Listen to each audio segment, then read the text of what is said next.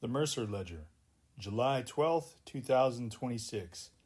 Inside the Board of Peace Charter, centralized power, flexible mandate, and what it means for the region. The Board of Peace is the central administrative body of the Gaza transition effort.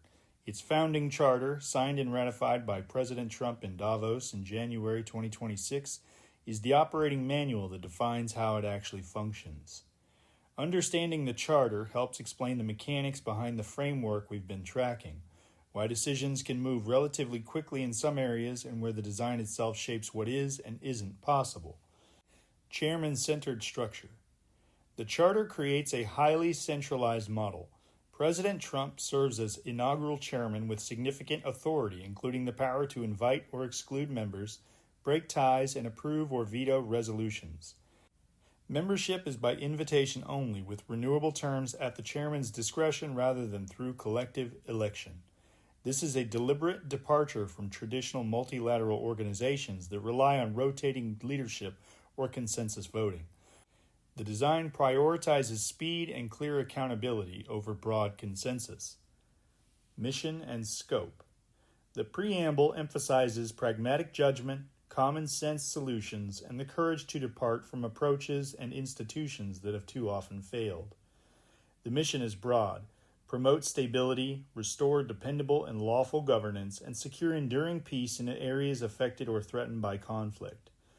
Notably, the charter text itself does not specifically mention Gaza, a choice that leaves room for the body to address other situations if needed. In practice, its immediate focus remains the Gaza ceasefire implementation under UNSC Resolution 2803. Key operational features. Executive Board handles day-to-day implementation with members overseeing portfolios like reconstruction, investment, and regional relations. Funding and membership model. Some reports note high financial contributions, $1 billion for permanent seats in certain descriptions, reflecting a coalition of the willing approach rather than universal membership. Legal personality.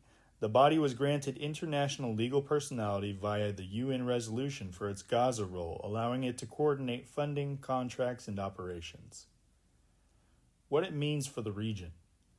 The Charter's centralized, flexible design is built for execution in a complex environment. It allows the U.S. and key partners to drive the agenda without the paralysis that often slows larger international bodies.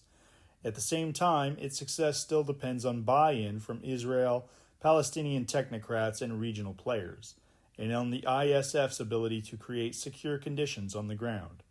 Critics note the concentration of power. Supporters argue it is exactly what is needed to cut through bureaucracy and deliver results where previous efforts have failed.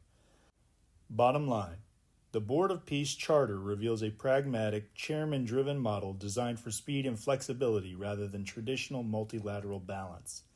It is the structural backbone of the current framework, shaping how governance, funding, and transition efforts are managed. Understanding its design helps explain both the momentum we see in some areas and the frictions that remain. Eyes open. The Mercer Ledger is an independent, reader-supported platform. You can back our work at ko-fi.com/WEMercer. That's ko-fi.com/WEMERCER.